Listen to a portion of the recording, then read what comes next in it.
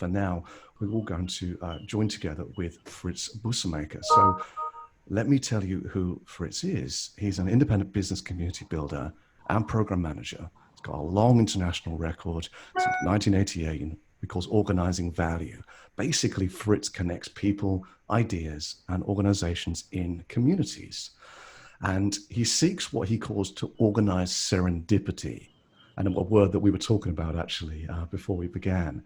And his experience is that unexpected great value is often found by bringing different communities in contact with each other, which maybe Fritz, you'd even might say this is one of those moments, who knows? But one of his key communities is the Institute for Accountability in the Digital Age, I4ADA. One of the things we're talking about today and what he chairs, set up at the instigation of UNESCO to seek 21st century solutions on how to manage accountability in the digital age, such an important word, particularly in AI. So to find those solutions, we're building a global multi-stakeholder community with national, local governments, international policymakers and institutes, NGOs, civil societies, and of course the ICT industry, platform providers and relevant organizations. As if that wasn't enough, Fritz also works on the ITU AI for Good Global Summit, of which we were inspired to take the name for this particular little series. The YPO European Impact Summit and Digital Africa. So I can, hopefully you feel the same way as me. You got rather excited when you saw that Fritz said yes to come and have a chat with us. So Fritz has amazingly asked me to have a chat with him and have a bit of a fireside chat. But what we're going to do is I'm going to get started and ask Fritz to talk about himself and his work and objectives, particularly the Institute. And then we're going to pop up Mentimeter on the screen. What you'll see is a slide. Now, what I suggest you do is go to your different view options and move the speaker across on your screen so it fills about half the screen. And then you'll have the live Q&A on one side, and you'll have Fritz or I or anybody else that's speaking on the other side. So as we do this, have a play around with that, 'cause otherwise you'll just have the one slide and you won't be able to see anything else. So make sure you have a look at that. All sessions will be recorded tonight, mkai.org, and they'll be up in the next few days coming through. Fritz, are you ready? Oh yeah, ready, Richard. Thank you very much. You know what? Yeah, very welcome to be here. Fritz, just get us started. Just give us a bit more about your background, some of the things maybe I didn't pull out in that intro. Oh yeah, sure. Are you talking my literal background at the moment or my background in person? I actually want both. Start with your literal background. Okay. Yeah, no, Zoom allows me to put up an image of the Peace Palace. This is the image we used last year to promote our summit on our second summit on accountability in the digital age. We were very pleased to bring together a global audience to discuss the need for accountability and touching not only AI, it was one of the main topics, but also around social security and cybersecurity. It's becoming a very big issue at the moment. But my other background, yeah, 30 years information technology. I would qualify myself as a pathological connector in a sense that I do feel we can create a lot of value by just bringing the right people together. Yes, thank you so much. So I guess we invited you when we saw that you were chair of the Institute for Accountability in the Digital Age. That was the thing that drew me to you first of all. So can you tell us more about the Institutes and why it's relevant for AI? Yeah, okay. I was already in contact and working with UNESCO for a couple of projects, but the then director of Knowledge Societies, Indrit Banai, asked me, can you help out with a particular issue? Because our members, the member states, are more and more realizing that we have an issue around accountability in the digital age. It wasn't really AI was triggered it, but more social media. It was also the time when we're discussing the whole GDPR law in Europe. And there's just this basic realization that technology is moving faster than the legal and regulatory framework can keep up with. So that growing gap creates an accountability issue. We just cannot govern technology. So there was a request from the UNESCO member states to come up with solutions. And also people working within a UN institute will acknowledge, at least most of them, that if you want to fix something fast within a UNA institute, it's just not going to happen. It just moves too slow. So they explicitly and deliberately asked to set up an institute to form a coalition of the willing to see how can we address this whole issue of accountability. So it's instigated by UNESCO. It has quite a number of UN agencies backing it up at the moment, but it's multi-stakeholder. And yeah, we act as a catalyst to have that discussion take place as much relevant platforms on a global scale as possible. What sort of examples within AI particularly resonate with you and this type of work? Well, the examples which I'll give a couple examples to realize it's not just about AI, but because if you look at the social media, we see a lot of mobile phones, adverts on mobile phones, where you get an image or something. And I don't know who of you has got an example of an ad which looks like you had a hair on the screen. So what you do if you pick up your mobile phone and you see a hair on the screen, you swipe it away. But it wasn't a real hair on that phone. It was actually a hair programmed to be in that image. So when you swipe that hair away, you actually get taken to another website. So how ethical is that? But that's an example of what we need to think about. Is that something we want to do or not? Another example, and I'll come back to AI, is I don't know who of you is familiar with the blue whale game. This is something which, okay, I see a number of people realize not. Okay, I'll give you an example. I'll give a short story. A couple of years ago in India, there was this realization that a lot of kids were committing suicide.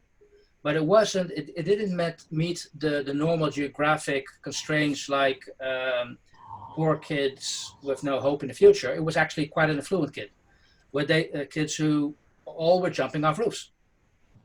So long story short, what happened was they realized that these kids were invited to play the blue whale game. You get a message where, hey, do you want to, and it's targeted on people who are adrenaline junkies and who have psychotic behavior. So they were targeting people who potentially want to commit suicide. So it's a very sick game. 50 steps. Step 1 is watch the scary movie. Step 2, cut your risk and post a picture online. Step 50 was find the highest building in your local town and jump. And this happened. Wow. So the accountability issue is that the game was on a server somewhere in Russia. India could not touch the server. They also did not want to shut off the internet. So they had to really think about how can we as a country protecting our citizens and the civil rights, how we can protect them, because we are accountable for that. So what can we do to protect our society? That was a very big accountability. It demonstrates technology, internet technology, digital technology just doesn't recognize geographic boundaries. I mean, another example in the AI space, which is used quite a lot, but because it's so significant, is who's responsible for an accident in the case of a self-driving car? Is that the guy who built the car? Is that the guy who wrote, or the girl who wrote the algorithm, who produced the camera? At the end of the day, you cannot blame technology. You have to blame, accountability is about people behind the technology and realizing that they have offered the world something where they need to be made accountable for. So those are the type of examples which we discuss. How can we provide a solution around accountability if we're faced with these type of issues? Fritz, okay, some pretty serious issues there. Let's open this up a little bit. So what I'll do now is I will share my screen for the Ask Fritz screen that you'll now see in front of you. As I say, have a play around with your settings to make sure you can still see what's going on. So what you see up there is www.menti.com. pop those up. And as Fritz and I are talking, let's jump in and take a few questions. As everybody knows, we try to be as open and inclusive in these sessions as possible. Fritz, while people are just typing there, we talked about AI for Good Summit, connected to the UN, I believe. Is that right? Yes, it's triggered by, it was initiated by the ITU, but it was actually in a discussion with one of the people I work with quite a lot, a gentleman called Stephen Ibaraki. When he was brought in, hey, we want to do a small workshop on AI and what it could mean for the ITU. And the ITU, by the way, is the UN agency, stands for the International Telecom Union. So they basically control, the telco systems in this world, or not control, but that's a responsibility. And he came back and said, guys, this is not just a small workshop. This is going to be too big for ITU. So we really need to organize something around this particular topic. So he got a couple of his, I would say, trusted advisors together. And I have the honor to be one of them. So, okay, could you help out? We need to set up this whole discussion on accountability. On how AI can help with the Sustainability Development Goals. So we set up the AI for Good to link technology to how it could help with solving the Sustainability Development Goals, which we have, which UN has adopted, and the whole world agreed that that's what we need to solve. So we started off in the first year, and it was quite a small event. So we just under 500 people attending the office of the ITU in Geneva. And it was very much about awareness creation. It was about explaining what the technology is all about. Basically, that's what the discussions were about. Second year, we were still in the office, but I mean, it was so cramped because there were so many people attending that conference. Then we saw, next to explaining what AI is, also a discussion coming in on what are the business issues, what are the issues we really want to solve with AI. Third year, that was last year, that's when for the very first time we saw discussions coming in about the requirements, about the constraints, that, hey, we need to develop sustainable technology, we need to develop sustainable AI, it needs to be it needs to be secure, it needs to be private, it needs to be inclusive.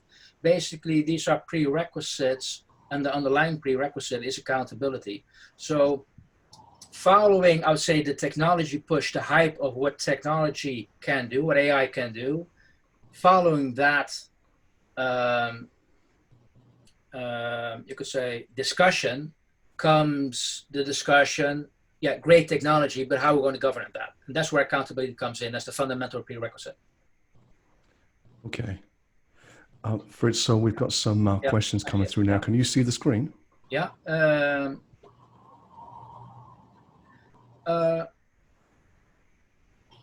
Do you reckon the hype is not helping the cause of AI?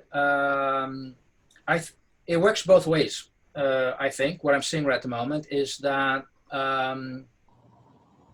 there's a lot of expectations what AI can do. So if you are a technology believer, I mean, like Gartner says, there's going to be this trough of disappointment in technology that it's not actually doing what we think it could do. Basically, because a lot of companies out there are jumping on the AI bandwagon and all of a sudden claim, oh, I'm also doing AI. So that's just, every great new technology is going to be a victim to a certain extent of people want to jump on the bandwagon, no, we're doing this. What I also see is the hype that a lot of people are scared of AI. It's taking away our jobs. We're going to get systems which we can't manage anymore, and we're going to have autonomous weapon systems. Okay, we're not going to go there, but so the hype goes in a number of ways, and we need to be, I would say, as an industry, as a provider of AI solutions, as a provider of AI constraints, be very realistic what it is and what it isn't, to make certain that we avoid the hype as much as possible, but you can't avoid it completely. Let's see how many of these we can get through. I'm opening these up live as we do them, so let's Sean, so the second one, a quick update, this Blue Whale Challenge. I guess the interesting question here is was there any measures that you could think of that could stop this kind of repeating?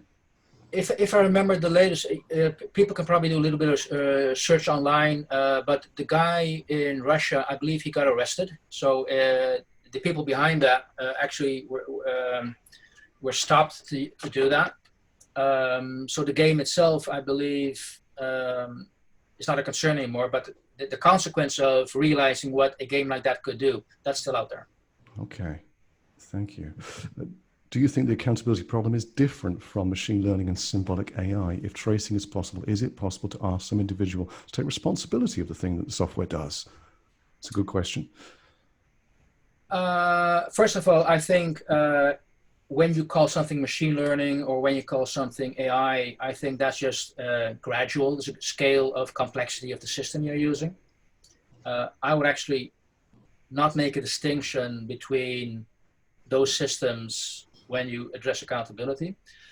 And then I would say the whole definition of accountability, and also we have to realize there is no one universal accepted definition, but the definition of accountability as we've used it in our institute means that there's always an individual, a person behind any system out there which you can point to, hey, you are responsible for what you've done here, or accountable. So you cannot have a situation where, oh, this is just the technology. I mean, Little Britain's the computer says no, that's not enough. How will accountability play a role in human AI interactions with chatbots or voice assistants as data collection of these interactions increases? I think same thing. Yes, we will automate a lot of those interactions, but we have to hold the organizations, people behind the organization accountable for the system they're going to provide those chatbots or data collection technology. It's as simple as that. Great, okay. If AI reasoning cannot be explained, is it hard to understand? Like the current A-level scoring in the UK, a great example. Yeah. Although I think we can understand some of the things that went wrong there. Should all AI decisions be explainable? I think I know what you'll say here, but how would you answer? Explainable is definitely an issue. I mean, there have been a lot of cases where people just cannot explain how they've came to the right answer. It's still the right answer or not. The current debate which I see happening is not explainability is desired, but the next best thing is then to look at the impact and the effect of the system. So is the impact and the effect desirable or undesirable?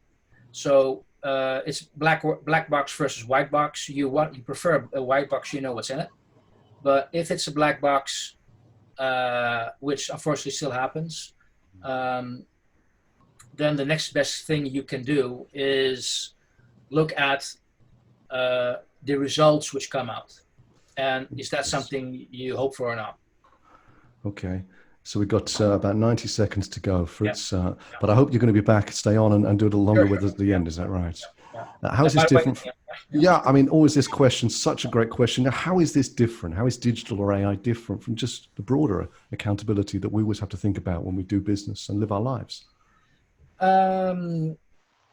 It's different in this, and that's why the institute's called Accountability in a Digital Age. That's the key question, because technology is at the moment capable of doing things which we've never put in writing, we've never put in law to govern.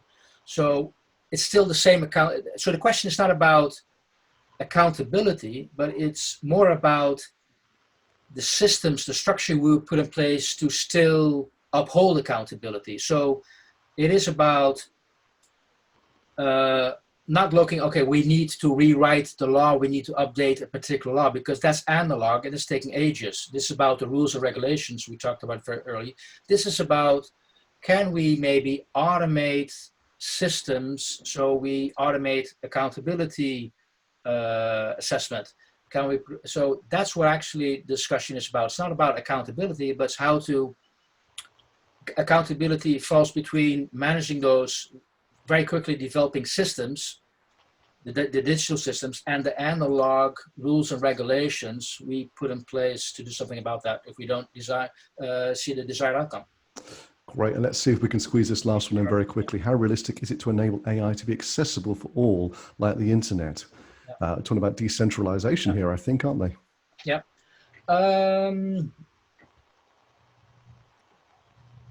I find it a quite difficult one. I really want to answer this question on, we should be answering this on a global level and not on our European confined level.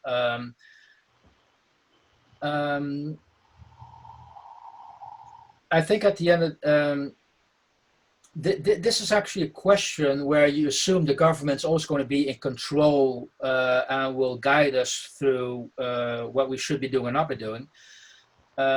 Reality is that if you're in Europe, you have a predominant government-led legislation or government-led thinking of they should control the governance. We had examples of people coming in from the States who said, well, actually, we have an industry-led legislation. So this is a question you can only answer in realizing there are different cultures. How are you going to answer that question? Fritz, thank you so much, and thank you for letting me push you through those so quickly. It's past. We're going to jump to hear from some other speakers, but so we'd love to come back, speak some more at about 20 to 7 tonight UK, if that's okay. Sure. No, I think we just hopefully we've initiated some thought process about this most important topic. Thank you very much. Thank you very much. And please do join me in the standard chat now to just express your gratitude and thanks to Fritz for lending us some of his time and answering our questions. And please let me extend my gratitude as well that nobody decided to put a question in that would have embarrassed me as I clicked through and saw them blind on that leap of faith and trust. Just goes to show we do have a grown-up community here. So thank you for sparing any blushes from me as well.